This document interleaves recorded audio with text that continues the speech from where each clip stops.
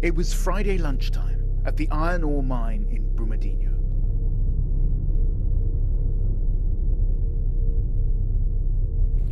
It sounded like an earthquake, a sound of a bomb. The ground shakes like an earthquake. The dam collapsed, releasing tens of millions of tons of sludge and rocks, a torrent of toxic waste that had built up over years and now buried everything in its path.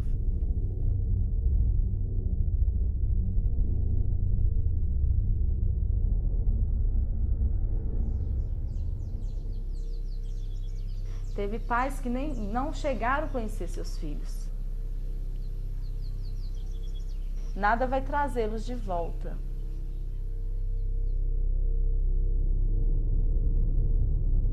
In under a minute, the mud swept through the mine headquarters and the canteen. Can you imagine? All of that mountain was rejected. All of that? All of that. Yeah.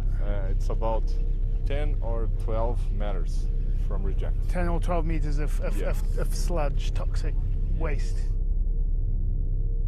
Eu imaginava que ele poderia estar soterrado assim num lugar, querendo ajuda.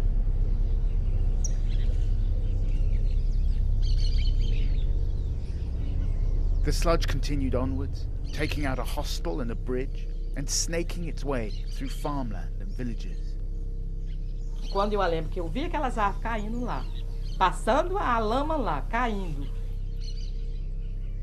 E as pessoas tudo lá embaixo, que a gente conhecia, todo mundo ali embaixo.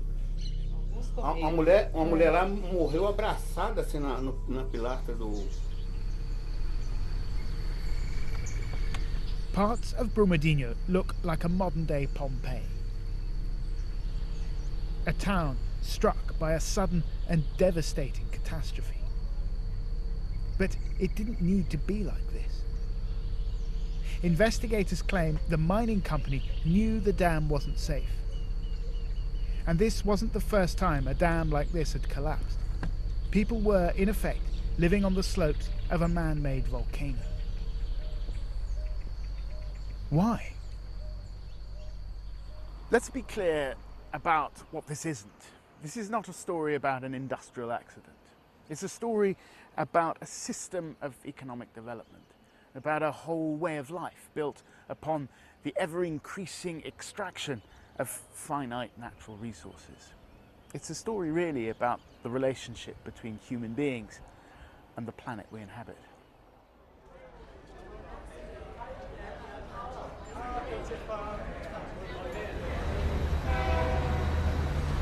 Morning and evening, the freight train rumbles through, laden with ore.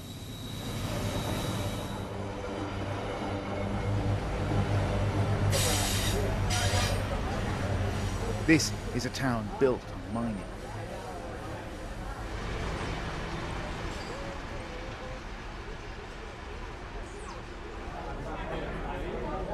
Ever since the first Portuguese colonizers discovered vast wealth buried beneath the fertile ground, mining has been the mainstay of the economy here.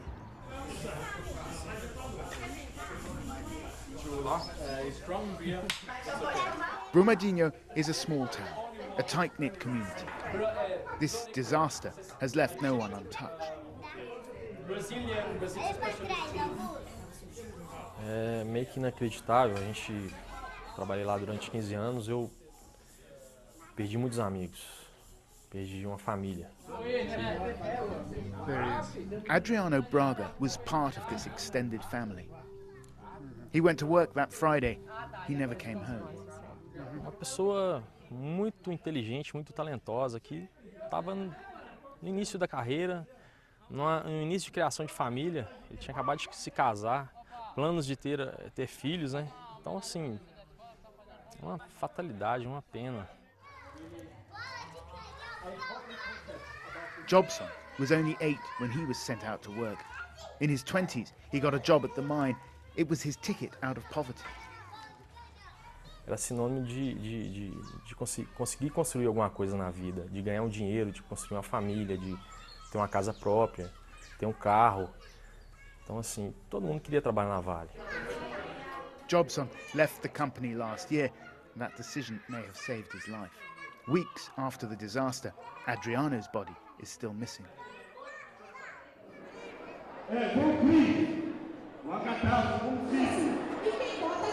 At a public meeting, they're looking for someone to blame.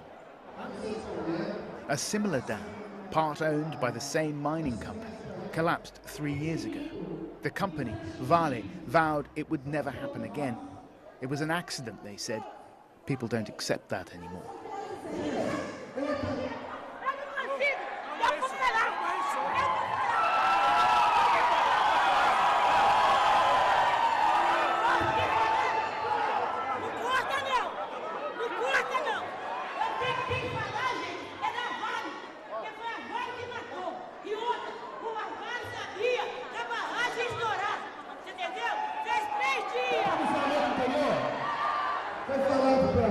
The local mayor tries to placate an angry audience. A man accuses him of being in the pocket of the mining company. The mayor says, without revenues from mining, Brumadinho simply won't survive.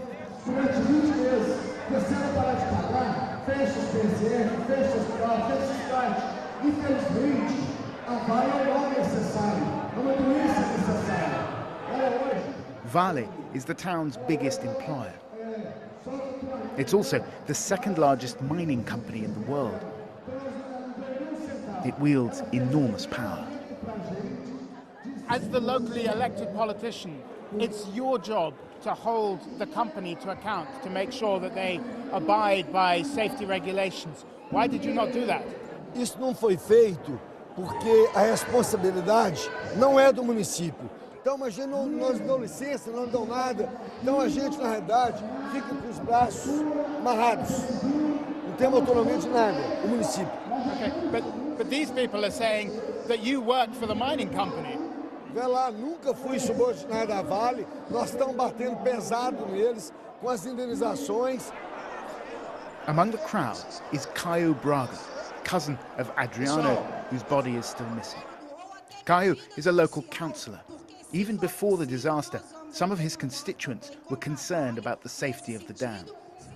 Haviam rumores, boatos, mas ninguém fala abertamente. Então, como vereador, né, eu tenho como situação julgar o mérito. He drew up a list of questions and sent them to the mining company. They only wrote back after the dam collapsed. Eles não me deram essa documentação, por quê? Porque realmente a barragem estava com problema. The company, Vale, told us that the questions were complex and that they needed more time. This is a case study in the limits of democratic power. Porque hoje o político que fiscaliza uma mineradora é politicamente ruim para ele. Porque a mineradora emprega, fala que a gente está atrasando. The type of dam that collapsed is known as an upstream tailings dam. It's really a lake of sludge and mining waste held in place by a series of small dikes made out of compacted earth. As the mine produces more waste, new dikes are built on top of the old, forming a sort of pyramid. It looks solid, but inside it's liquid, a disaster waiting to happen.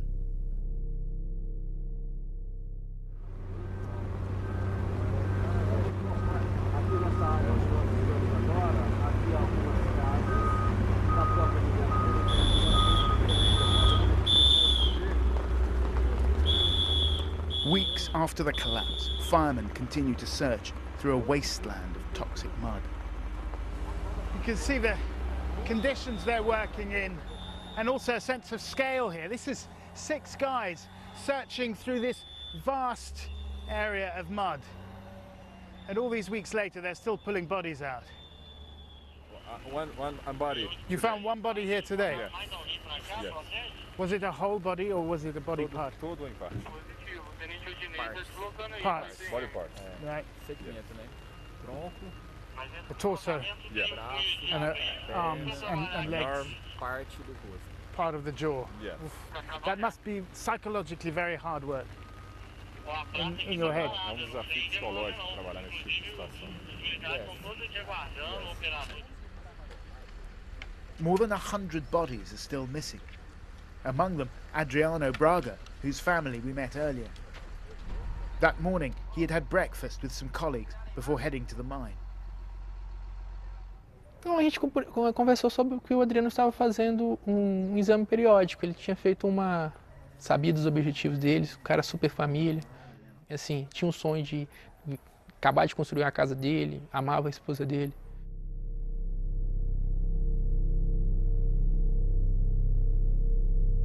Adriano's friends believe he was in the staff canteen when the dam collapsed.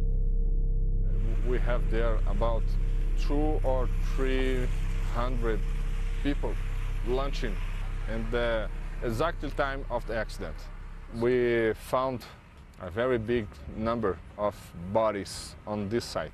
Right here. Yes. Where they were swept inside the canteen, all the way from that mountainside over there, down here.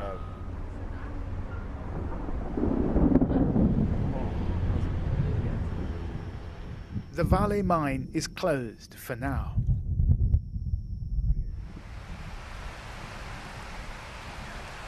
Brumadinho is in crisis.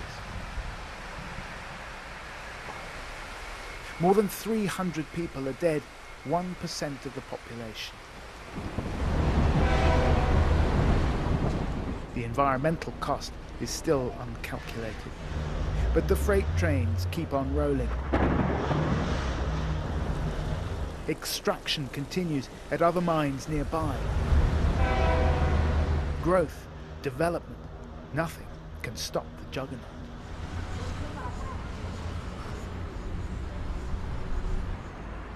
Could the tragedy at Brumadinho have been prevented? Some believe it could. 40 miles to the north lies the capital of the state of Minas Gerais. This is the centre of Brazil's mining industry. Here, some say, the laws are made not by elected politicians, but by the mining companies. We've come here to meet someone who says she's seen firsthand how politicians give priority to the mining companies' interests. In December, a month before the disaster, there was a meeting of the State Council on Mining Regulations. The purpose was to debate whether to grant a license for Vale to expand its operations at the Brumadinho mine. We tried everything to say it's not possible to give this license because this mining complex, have problems. Maria Teresa Coruja voted against the expansion. Hers was the only dissenting voice. It was terrible because I am sure that people should not die, because we try every time to say that, stop that crazy thing. Why? Well, we try, we said to you, and no one listens us. And after that crime, we still listen and we still see that authorities and that people with the power of making change, they still doing the same. An investigation is underway. The state prosecutor told us that the mining company hired 2 outside contractors, Tractebel and Tuv Sud, to inspect the dam last year. Her case has focused on the question of who knew what about the conditions of the dam. This is your deposition, right? That's my recommendation. This is your I signed it. This is you signed it, right? And it says that in September, Tractebel inspectors basically said it wasn't safe. Yes. Yeah. And then what happened?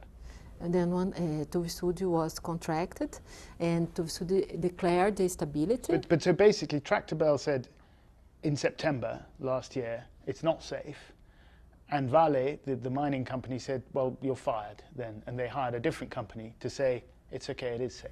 Yes. Tuv Sud told us their assessment was thorough and they defended their inspection report. Since the collapse, a Tractebel engineer has told a hearing that their inspection didn't indicate an imminent risk of collapse. But it gets worse for Vale. The mining company wrote up its own financial risk assessment, which noted that the risk of the dam collapsing was higher than acceptable, and it estimated a cost